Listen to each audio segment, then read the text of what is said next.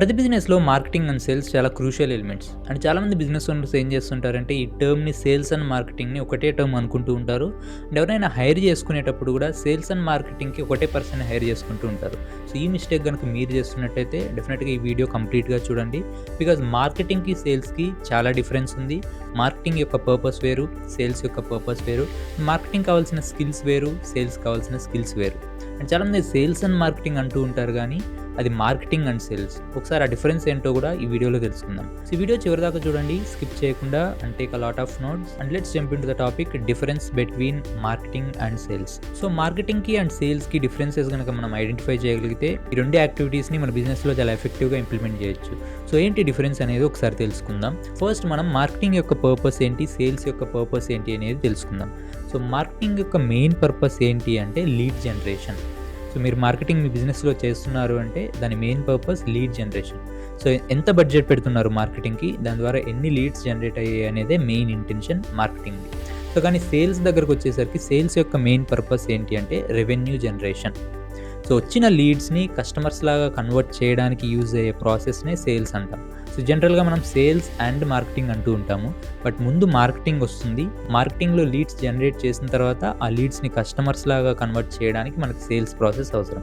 So, first marketing వస్తుంది, తర్వాత sales వస్తుంది. సో, ఇది first difference between marketing and sales. Marketing యొక్క పర్పస్ ఏంటి అంటే లీడ్ జనరేషన్, సేల్స్ యొక్క పర్పస్ ఏంటి అంటే revenue generation. And second purpose మార్కెటింగ్‌ది ఏంటి అంటే టు బిల్డ్ క్యూరియాసిటీ. సో, మార్కెటింగ్‌లో రకరకాల కంటెంట్ పోస్ట్ చేస్తూ ఉంటాము. డిఫరెంట్ సోషల్ మీడియా ప్లాట్‌ఫామ్స్‌లో మనం ప్రోడక్ట్ గురించి, మన సర్వీస్ గురించి ప్రమోట్ చేస్తూ ఉంటాము. ఈ మార్కెటింగ్ యొక్క మెయిన్ ఇంటెన్షన్ ఏముండాలి అంటే టు బిల్డ్ క్యూరియాసిటీ. సో, మీ టార్గెట్ ఆడియన్స్‌లో మీ ప్రోడక్ట్ గురించి, మీ సర్వీస్ గురించి క్యూరియాసిటీని బిల్డ్ చేయగలిగితే ఆటోమేటిక్‌గా వాళ్ళు లీడ్స్ లాగా కన్వర్ట్ అవుతారు. సో, మార్కెటింగ్ యొక్క సెకండ్ పర్పస్ ఏంటి అంటే to build curiosity. Whereas sales second purpose ఏంటి అంటే టు గివ్ క్లారిటీ. సో, మీ ప్రోడక్ట్ గురించి కానీ, మీ సర్వీస్ గురించి కానీ కస్టమర్‌కి క్లారిటీ ఇచ్చినప్పుడే ఆ లీడ్ కస్టమర్ లాగా కన్వర్ట్ అవుతుంది. వాళ్ళ ప్రాబ్లమ్‌కి మన product and service solution provide చేయగలుగుతుందా లేదా అన్న క్లారిటీ వాళ్ళకి ఇస్తే ఆటోమేటిక్‌గా ఆ లీడ్ కస్టమర్ లాగా కన్వర్ట్ అవుతారు.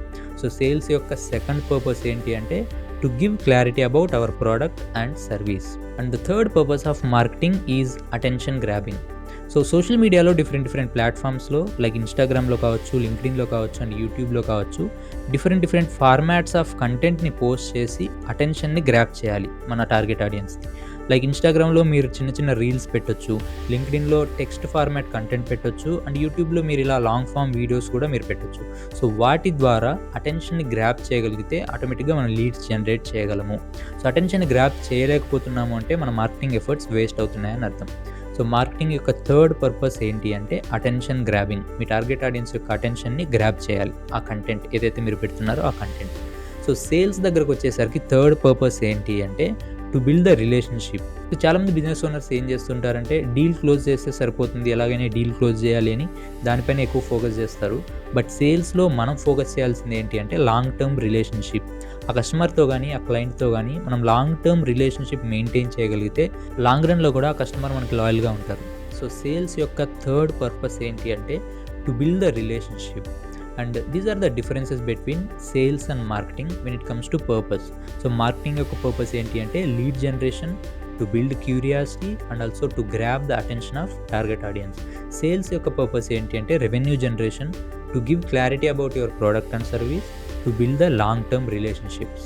సో, ఇప్పుడు మనం ఏం చూద్దాము అంటే మార్కెటింగ్ కావాల్సిన స్కిల్స్ ఏంటి అండ్ సేల్స్‌కి కావాల్సిన స్కిల్స్ ఏంటి అనేది ఒకసారి చూద్దాము.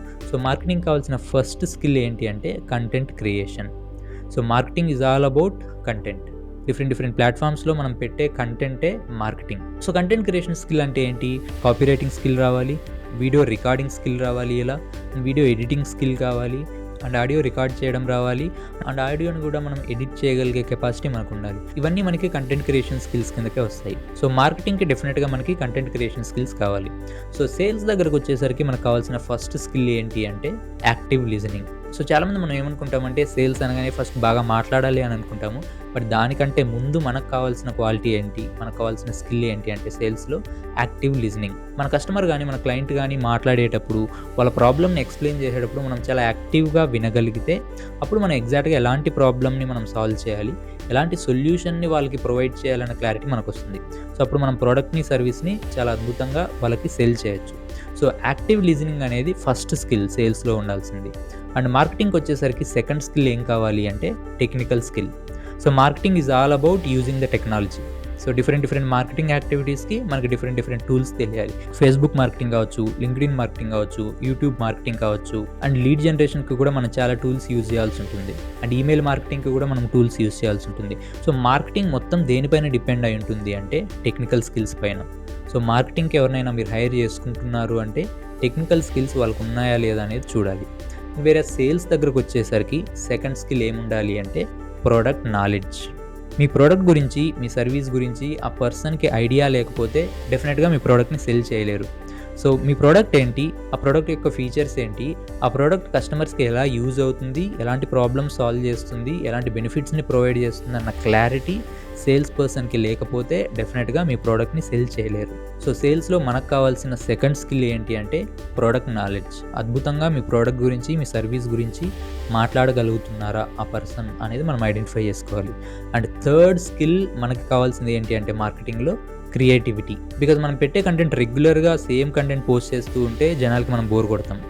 అండ్ మన కాంపిటీటర్స్ రెగ్యులర్గా ఎప్పటికప్పుడు క్రియేటివ్గా కంటెంట్ పోస్ట్ చేస్తూ ఉంటారు అండ్ డిఫరెంట్ మార్కెటింగ్ స్ట్రాటజీస్తో వస్తుంటారు. సో మార్కెటింగ్లో మనకు కావాల్సింది ఏంటి అంటే క్రియేటివ్గా కంటెంట్ని జనరేట్ చేయగలుగుతున్నామా అండ్ కొత్త మార్కెటింగ్ స్ట్రాటజీస్తో మనం మార్కెట్లోకి వెళ్తున్నామా లేదా అనేది చాలా important. So creativity is another skill we require for marketing. And వేరే సేల్స్ దగ్గరకు వచ్చేసరికి థర్డ్ స్కిల్ ఏం కావాలి అంటే కమ్యూనికేషన్. సో మనం ఎంత బాగా కస్టమర్తో మాట్లాడగలుగుతున్నాము, కమ్యూనికేట్ చేయగలుగుతున్నాము, మన సొల్యూషన్ని ఎలా ప్రొవైడ్ చేస్తామో వాళ్ళకి ఎక్స్ప్లెయిన్ చేయగలుగుతున్నాము, మన సొల్యూషన్ ఆ లీడ్కి అర్థమైనప్పుడే వాళ్ళు కస్టమర్ లాగా కన్వర్ట్ అవుతారు. సో ఎంత అద్భుతంగా మనం కమ్యూనికేట్ చేయగలుగుతున్నాం అన్న స్కిల్ లేకపోతే సేల్స్లో చాలా కష్టం. And fourth skill we required for marketing is researching.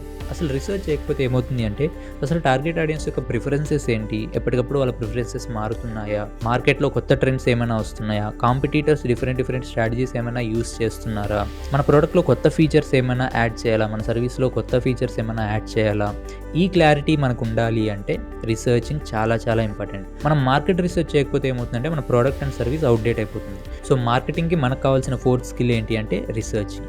And sales దగ్గరకు వచ్చేసరికి మనకు కావాల్సిన స్కిల్ ఏంటి అంటే negotiation skill. So negotiation skill లేకపోతే ఏమవుతుందంటే డెఫినెట్గా మన ప్రోడక్ట్ని అండర్ వాల్యూకి సెల్ చేస్తాం. ఇక స్మాల్ బిజినెసెస్ అండ్ మీడియం బిజినెసెస్లో చాలామంది కస్టమర్స్, క్లయింట్స్ ఎక్కువ నెగోషియేట్ చేస్తూ ఉంటారు. సో ఇక్కడ మన నెగోషియేషన్ స్కిల్స్ లేకపోతే చాలా ఇబ్బంది పడతాం సేల్స్లో. సో ఇవి మనకి మార్కెటింగ్కి, సేల్స్కి కావాల్సిన స్కిల్స్. సో ఇక్కడ మనం గమనించినట్టయితే మార్కెటింగ్ యొక్క purpose is completely different, sales యొక్క పర్పస్ డిఫరెంట్. అలాగే మార్కెటింగ్ కావాల్సిన స్కిల్స్ వేరు, సేల్స్కి కావాల్సిన స్కిల్స్ వేరు. సో ఇప్పుడు మనం సేల్స్ అండ్ మార్కెటింగ్కి ఒకటే పర్సన్ని హైర్ చేసుకుంటే డెఫినెట్గా మనం చాలా ఇబ్బంది పడాల్సి ఉంటుంది మన బిజినెస్లో. సో ఇప్పుడు మనకు ఒక క్లారిటీ వచ్చింది కాబట్టి మార్కెటింగ్ అంటే ఏంటి, సేల్స్ అంటే ఏంటి, దీనికి కావాల్సిన స్కిల్స్ ఏంటి, దీనికి కావాల్సిన స్కిల్స్ ఏంటి అని. సో ఇప్పుడు మీరు మీ బిజినెస్లో యాక్టివిటీస్ని పర్ఫామ్ చేయడం చాలా ఈజీ అవుతుంది. అండ్ మీకు ఈ కంటెంట్ నచ్చినట్టయితే డెఫినెట్గా విస్తార్ సొల్యూషన్స్ యూట్యూబ్ ఛానల్ని సబ్స్క్రైబ్ అవ్వండి. వీడియో నచ్చినట్టయితే లైక్ కొట్టండి అండ్ కమెంట్ చేయండి కింద మీరు ఏం నేర్చుకున్నారు ఈ వీడియోలో నుంచి. And at the same time ఎవరికైతే ఈ వీడియో అవసరమో వాళ్ళకి షేర్ చేయడం మర్చిపోకండి. అండ్ మీరు మీ బిజినెస్లో ఇంకా ఇలాంటి స్ట్రాటజీస్ని, సిస్టమ్స్ని ఇంప్లిమెంట్ చేద్దాం అనుకుంటున్నారా? ఒకవేళ మీరు మీ బిజినెస్లో ప్రాఫిట్స్ని మల్టిప్లై చేసుకుందాం అని అనుకుంటుంటే డెఫినెట్గా మీరు మా ఫ్రీ ట్రైనింగ్ని అటెండ్ అవ్వాల్సిందే. సో ఈ వీడియో డిస్క్రిప్షన్లో ఫ్రీ ట్రైనింగ్ యొక్క లింక్ మేము ఇస్తున్నాము. వెంటనే ఆ లింక్ని క్లిక్ చేయండి, రిజిస్టర్ అవ్వండి అండ్ మా ఫ్రీ ట్రైనింగ్కి అటెండ్ అవ్వండి. సో మళ్ళీ ఇంకో కొత్త కాన్సెప్ట్తో ఇంకో వీడియోలో కలుద్దాం. Thank you.